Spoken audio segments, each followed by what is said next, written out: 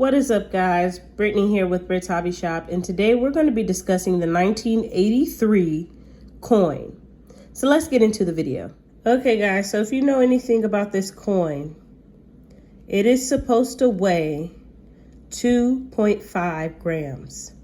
So 1959 to 1982, all of those pennies are made with copper. So they should weigh 3.1 grams. Anything after 1982 should weigh 2.5 because that is when they switched to zinc at the US Mint.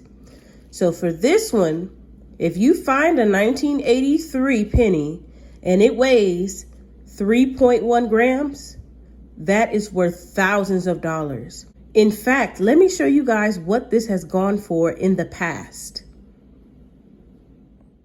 Yes, guys, that's correct. This penny sold for $23,000. Okay, guys, so as you can see, 1983, 2.5 grams.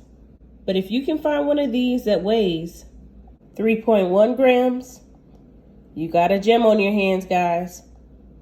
$23,000. But yeah, guys, I hope you guys enjoyed this video. Don't forget to like, comment, and subscribe, and I'll see you guys in the next video. Happy hunting. Peace.